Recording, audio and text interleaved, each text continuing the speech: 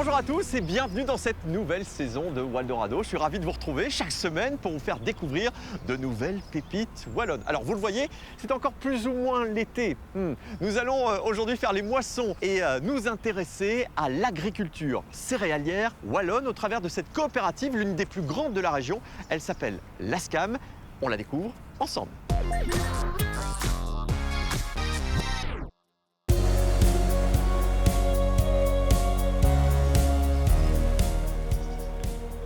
Monsieur Baudouin et Fabrice, bonjour.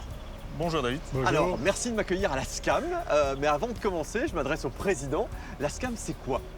Donc la SCAM, c'est la Société coopérative agricole de la Meuse, qui à la base était la Société coopérative agricole de Marchevlette, parce que le tout début, il y avait un dépôt à Marchevlette créé par Monsieur Mailleux, qui était le précurseur de la SCAM. D'accord. Quelles sont les activités? Il y a trois grandes activités. L'activité de base de la SCAM, c'est la réception des céréales. On a 48 dépôts dans toute la Wallonie où les agriculteurs peuvent venir conduire leurs céréales et alors on s'occupe de la commercialisation. La deuxième grande activité, c'est tout ce qui est agrofourniture. Donc on vend aux agriculteurs les engrais, les produits de protection des plantes, les semences et naturellement, comme on est ici à l'usine d'aliments, les aliments pour le bétail. Et la troisième activité, c'est vraiment tout ce qui est recherche, développement, etc. On met en place beaucoup d'essais chaque année pour évoluer dans notre métier. On a des techniciens qui suivent les essais et qui présentent aux agriculteurs pour pouvoir évoluer dans le métier vers plus de durabilité, stockage de carbone. On a tous des essais dans ce sens-là. D'accord. Vous êtes combien à travailler dans la coopérative? Donc il y a 160 employés, plus une centaine d'étudiants pendant la moisson. Et alors la coopérative aussi, c'est 2250 coopérateurs et plus ou moins 5000 clients. Ah oui, ça fait beaucoup de monde quand on fait des petites fêtes. Ah oui, tout à fait. Alors, à tes côtés, Fabrice, c'est Monsieur Baudouin. Vous étiez là au tout début de cette coopérative. C'était début des années 60. Comment tout a commencé? Disons que nous sortions d'une époque où on faisait encore la moisson à la lieuse, donc on faisait des gerbes, qu'on rentrait dans les hangars et qu'on battait. Et alors, les marchands de grains, à ce temps-là, n'avaient pas de structure de stockage. Et peut-être leur amener la structure pour évoluer, c'est ça? Oui, oui, tout à fait. Et ça fait maintenant près de 60 ans que ça dure. Oui, oui. C'est pas mal. Oui. C'est que ça fonctionne, ça, alors, ce modèle? Oui, Oui, tout à fait. Le modèle fonctionne et je pense de plus en plus parce que le métier d'agriculteur évolue. Donc la SCAM essaye de répondre au maximum aux demandes des agriculteurs. C'est la grosse différence de la SCAM par rapport à nos concurrents, c'est que nous, on met en place des essais, etc., pour amener cette technicité, pour essayer d'évoluer. Et tout l'argent est investi dans ce sens-là et ne va pas dans la poche d'un actionnaire. Mais justement, qui décide alors? Il y a un conseil d'administration représenté par 4 agriculteurs, plus 2 administrateurs indépendants, donc on est 6 administrateurs. Et ensuite, vous avez, comme toute société, le directeur, le comité de management et puis les personnes en dessous. Eh bien, merci pour cette belle introduction.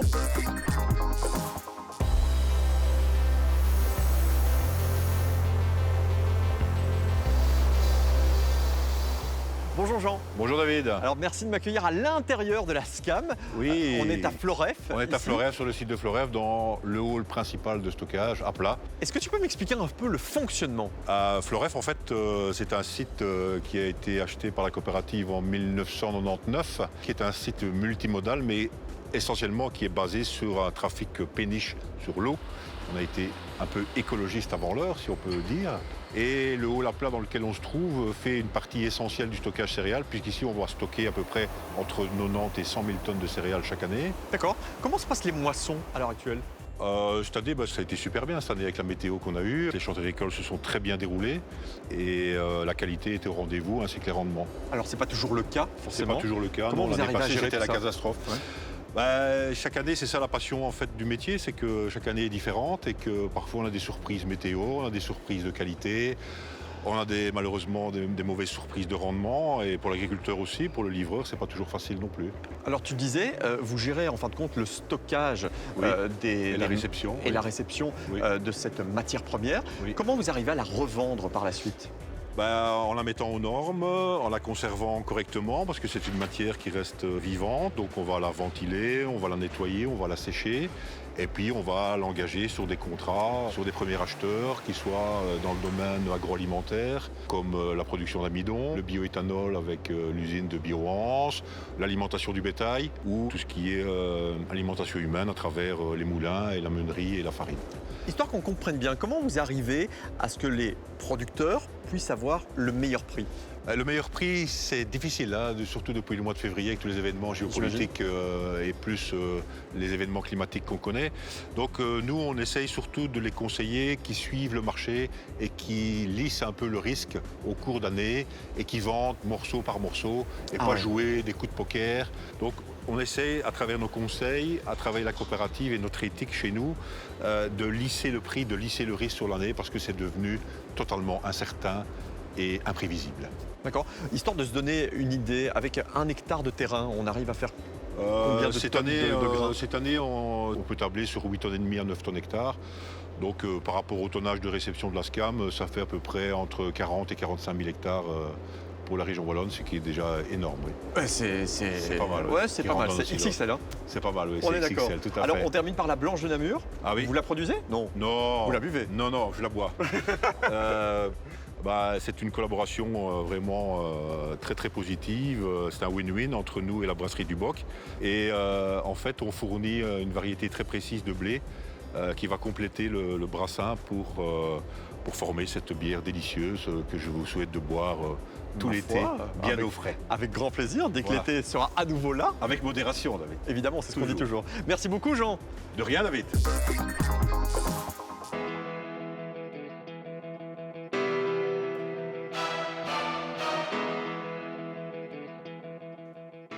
Je me trouve en face de Christian, qui est le directeur général de la SCAM. Bonjour.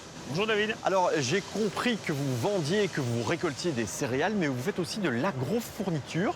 C'est quoi ça? Tout à fait. On accompagne nos agriculteurs et donc on commence de la semence. On a tout un réseau de champs d'essai pour mettre en place, trouver les bonnes variétés. On va ensuite présenter à nos agriculteurs qui vont les implanter dans les champs. Okay. Ensuite, avec nos engrais, on va nourrir les céréales, on va nourrir les plantes. On va les soigner avec les produits de protection des plantes pour éviter qu'il y ait des maladies. L'objectif étant d'arriver avec une plante saine et des céréales de bonne qualité pour les réceptionner dans nos silos.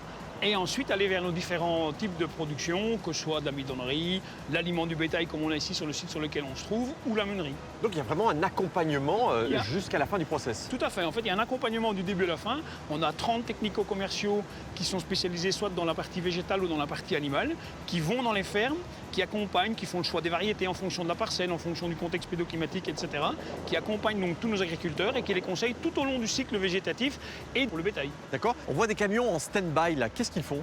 Et donc il y en a qui déchargent des matières premières qui vont être intégrées dans les différentes recettes d'aliments du bétail. Et puis il y en a d'autres qui rechargent en fait des aliments du bétail qui vont être livrés dans les différentes fermes dans les environs. D'accord. Les volumes qui passent par ces camions annuellement, ça représente? Quand on fait le cumul de tout ce qui est céréales, aliments du bétail, engrais, etc., on va varier entre 700 et 800 000 tonnes par an. Il n'y a pas que la logistique, on a aussi toute la partie formation, accompagnement de nos agriculteurs. On a mis en route un groupe de formation pour les agriculteurs pour, par exemple, les mettre en route sur les pratiques d'agroforesterie, d'agriculture, de conservation des sols, etc. On fait un réseau de champs d'essai également, où on va essayer des nouvelles plantes. Par exemple, on est en train de discuter pour se faire des essais avec du blé noir l'année prochaine. Un blé noir qu'on retrouve en Bretagne, mais il se prêtera peut-être bien chez nous. Depuis 1 an ou 2, on a essayé du tournesol. On a des délégués qui sont devenus spécialisés dans la partie accompagnement de la vigne qui est une culture qui se plante beaucoup en Wallonie. Et donc on essaye vraiment d'accompagner nos agriculteurs dans tous les schémas et dans toute la diversité de leurs exploitations, que ce soit dans l'élevage ou bien dans les pratiques culturelles, pour justement qu'ils puissent continuer d'évoluer, suivre et s'adapter au marché. C'est un super bon résumé, Christian. Merci beaucoup. Merci. J'ai tout bien compris.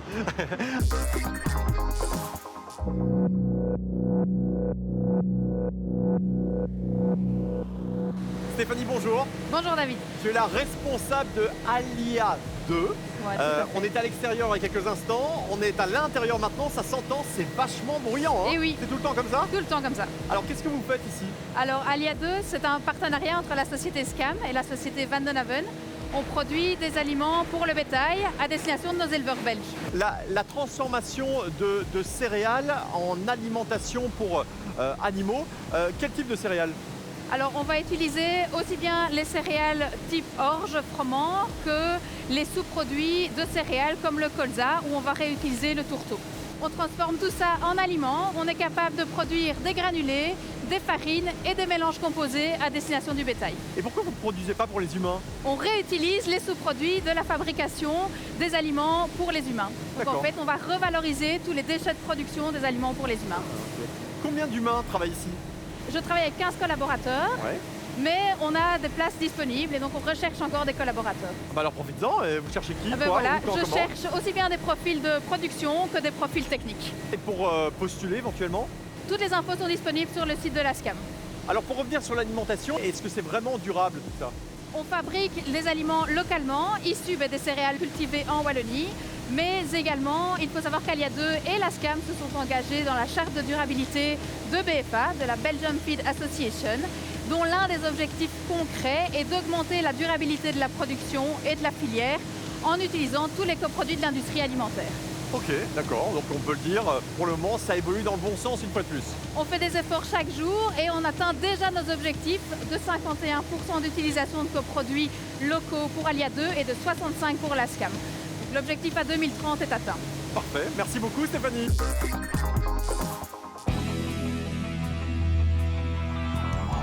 Fabrice, à tes côtés, Benoît, responsable des projets ici à la SCAM. Alors Benoît, quels sont-ils ces fameux projets? Il y en a énormément et ça fuse dans tous les sens, tellement les défis sont importants à relever pour l'entreprise et pour ses agriculteurs et pour la société. J'imagine qu'il y a des axes précis. Il y a des axes précis, il y a la durabilité, il y a la relocalisation alimentaire notamment, il y a des travaux aussi sur la digitalisation. Donc ça part un peu dans tous les sens. D'accord, les conflits géopolitiques actuels, j'imagine que c'est un élément de tension, de questionnement et peut-être de solution aussi. Tout à fait, il y a toujours un risque sur les marchés, c'est certain. Et l'an passé, il y a eu évidemment beaucoup de pression mise sur la coopérative pour acheter, vendre les céréales aux meilleures conditions, pour ne pas faire prendre trop de risques aux agriculteurs, mais tout de même pouvoir les écouler dans de bonnes conditions. D'accord, bon, il y a encore pas mal de boulot en fin de compte. Oui, tout à fait. Comme Benoît le dit, on est toujours bien présent pour les agriculteurs et on espère continuer comme ça pour les aider dans l'évolution du métier. D'accord, merci en tout cas pour cette belle visite. J'aime beaucoup vos chemises, hein. Il y a l'ancienne collection et la nouvelle, c'est ça? Voilà, on n'arrête pas le progrès. Pas mal. Non, franchement, j'ai passé un excellent moment. Merci à vous deux. Allez, Merci. on va se retrouver prochainement dans Waldorado évidemment pour la découverte de nouvelles pépites wallonnes. À bientôt.